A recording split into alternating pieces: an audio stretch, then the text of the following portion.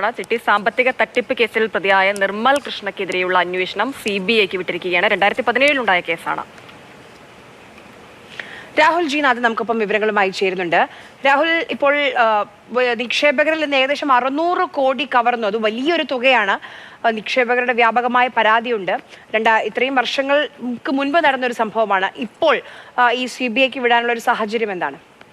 അറിയാം, ഇത് 2017 മുതൽ ഈ തുകയാകട്ടെ അല്ലെങ്കിൽ ഈ കബളിപ്പിക്കപ്പെട്ട നിക്ഷേപകരുടെ എണ്ണമാകട്ടെ ഇതുമായി ബന്ധപ്പെട്ട് വലിയ ചർച്ചകൾ ഉണ്ടായിരുന്നു. 2017 അത്തരത്തിൽ ഒരു കേസുണ്ടാകുന്നു. അറസ്റ്റ് രേഖപ്പെടുത്തുമ്പോഴും അന്വേഷണം കൃത്യമായി മുന്നോട്ട് പോകുന്നില്ല എന്ന് പറയുന്നുണ്ട്. ഈ കേസിൽ പ്രധാനമായൊരു വിധി ഉണ്ടാകുന്ന 2022 മധുര ഹൈക്കോടതിയുടേതാണ്. അതായത് സ്വത്തുകൾ കെട്ടണമെന്ന ഒരു വിധി ഉണ്ടാകുന്നു. എങ്കിലും അതൊക്കെ നടപ്പിലാക്കാൻ ഈ പറയുന്ന രീതിയിൽ രാഷ്ട്രീയ ഇടപെടലുകൾ മൂലം നടക്കുന്നില്ല എന്നുള്ള തരത്തിൽ വലിയ വിമർശനങ്ങളുണ്ടായിരുന്നു. അതിനുശേഷമാണ് ഇപ്പോൾ എന്തായാലും CBIക്ക് അന്വേഷണം വിടുന്നത്. അതായത് നേരത്തെ സൂചിപ്പിച്ചതുപോലെ 15,000-ലധികം നിക്ഷേപകരിൽ നിന്ന് 600 കോടി രൂപയിൽ അധികമാണ് ഈ പറയുന്ന ചിട്ടി കമ്പനി, നിർമ്മൽ കൃഷ്ണ എന്ന ചിട്ടി കമ്പനി കവർന്നത്. അത്തരത്തിൽ വലിയ പരാതികളും കാര്യങ്ങളും ഉണ്ടായിരുന്നു. എന്നാൽ ഇപ്പോൾ നിലവിൽ എന്തായാലും CBIക്ക് അന്വേഷണം വിടുകയാണ്. പ്രധാനമായും പാറശാല, മാരായമുട്ടം, കുന്നത്തുകാൽ എന്ന സ്ഥലങ്ങളിൽ നിന്നാണ് ഏറ്റവും കൂടുതൽ പരാതികൾ വന്നത്. അതിൽ തന്നെ 10,000-ഓളം പരാതികൾ കേരളത്തിൽ നിന്നുള്ളതാണ്. അതായത് കേരള തമിഴ്നാട് അതിർത്തിയിലായിരുന്നു ഇത് കേന്ദ്രമായി പ്രവർത്തിച്ചിരുന്നത് ഈ കമ്പനി.